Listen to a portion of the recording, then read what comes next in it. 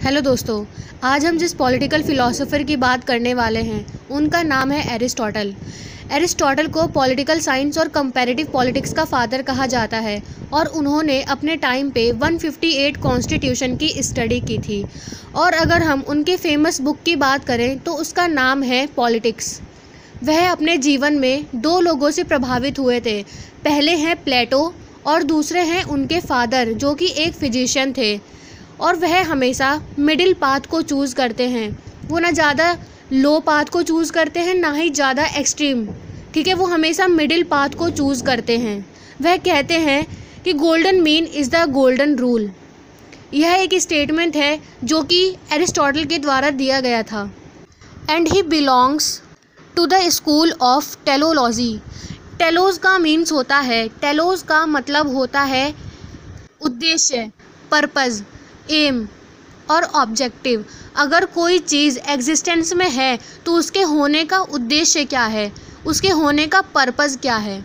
जैसे मान लीजिए एक स्कूल के होने का उद्देश्य होता है लोगों को शिक्षित करना, लोगों को शिक्षित बनाना। और अगर उस स्कूल में well educated teachers, essential goods और प्रॉपर क्लासरूम्स ना हो तो उस स्कूल के होने का उद्देश्य जो कि लोगों को शिक्षित करना है वह कभी पूरा नहीं हो पाएगा। ऐसा ही एक एग्जाम्पल हम ह्यूमन बीइंग पर अप्लाई करते हैं। एरिस्टोटल अप्लाई करते हैं। वह कहते हैं कि मनुष्य के होने का जो ऑब्जेक्टिव है, जो अल्टीमेट गोल है, वह एक हैप्पी एंड वर्चुअस लाइफ को एक्सपीरियंस करना है। चलिए हम इसे एक एग्जाम्पल के थ्रू समझने की कोशिश करते हैं। आप यहाँ क्यों आए हैं? एरिस्टोटल को समझने के लिए। क्यों? ताकि आप एग्ज़ाम में अच्छा कर सकें। क्यों? ताकि आपको अच्छे नंबर मिले। क्यों? ताकि आपको अच्छी रैंक मिले। क्यों?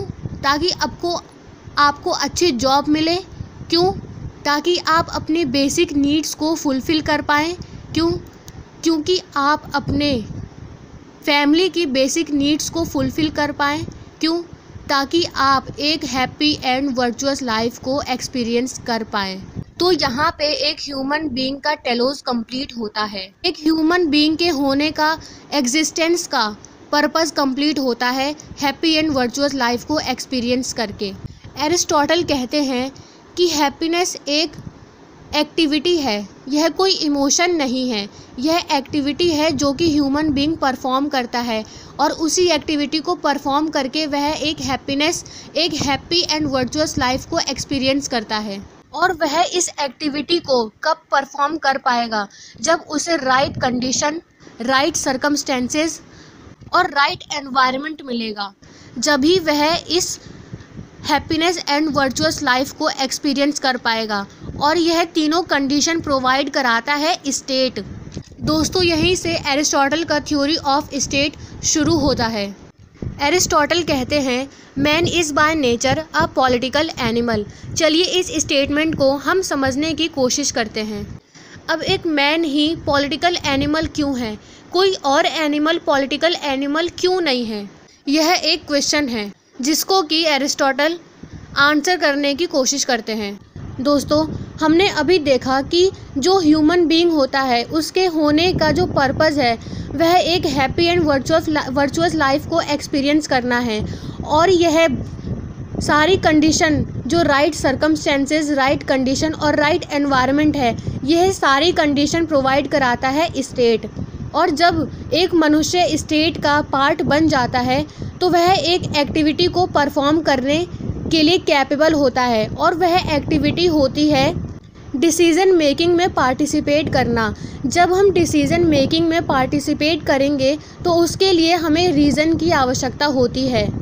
और दूसरी एक्टिविटी होती है अपनी ड्यूटी को परफॉर्म करना उस स्टेट में रहकर। तो मतलब जब हम स्टेट के अंदर रहते हैं, जब हम स्टेट के अंदर होते हैं तो हम अपने दो टाइप की एक्टिविटी को परफॉर्म करने के लिए कैपेबल होते हैं। एक डिसीज़न मेकिंग और एक ड्यूटी को परफॉर्म करना। जब हम डिसीज़न मेकिंग कर रहे होते हैं तो हमारे रीज़न का यूज़ होता है। और जब हम ड्यूटी को परफॉर्म कर रहे होते हैं तो हमारी मॉरल जो वर्चूज़ है वो डेवलप होती है। और किसी भी एनिमल में रीज़न एग्जिस्ट नहीं करता है। सिर्फ ह्यूमन बीइंग ही ऐसा प्राणी है जिसमें कि रीज़न डोमिनेट करता है। इसीलिए एरिस्टोटल ने कहा कि man is by nature a political animal. Aristotle के द्वारा कहा गया एक statement, the man who can live without state is either a beast or god but he can not be a man. मतलब कि अगर कोई स्टेट का पार्ट नहीं है तो या तो वह पशु की श्रेणी में आएगा, नहीं तो वो भगवान की श्रेणी में आएगा, क्योंकि पशु में जो एक एनिमल होता है उसमें रीज़न डोमिनेट नहीं करता है। और जो गॉड हैं उनकी तो क्या ही बात करें, उनको पता है कि क्या करना सही है और क्या करना गलत है।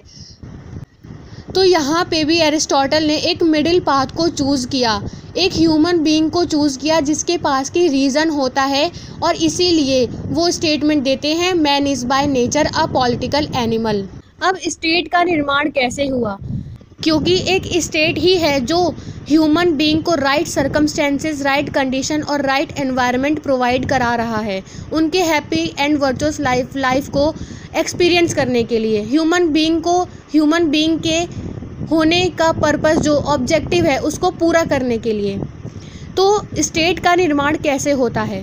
कोई भी सिंगल मैन सेल्फ सफिशिएंट नहीं होता, वह खुद से अपनी बेसिक नीड्स को फुलफ़िल नहीं कर पाता, इसीलिए उसको एक फैमिली की आवश्यकता होती है। और फैमिली जो होती है वो कुछ अपने बेसिक नीड्स को फुलफ़िल कर पाती है, वह सारे बेसिक नीड्स को फुलफ़िल नहीं कर पाती, इसीलिए जो फैमिली है वो मिलकर एक विलेज का निर्माण करती हैं। विलेज भी कुछ नीड्स को फुलफ़िल कर पाता है बट सारी नहीं, इसीलिए जब सारे विलेज मिल जाते हैं तो एक स्टेट का निर्माण होता है। एरिस्टोटल कहते हैं बस स्टेट के ऊपर हमें जाने की ज़रूरत नहीं है, क्योंकि स्टेट जो है वह अपने आप में सेल्फ सफिशिएंट होगा। और यहाँ पे वह एक सेंटेंस बोलते हैं, स्टेटमेंट देते हैं, state is highest of all associations. दोस्तों यही था एरिस्टोटल का थ्योरी ऑफ स्टेट।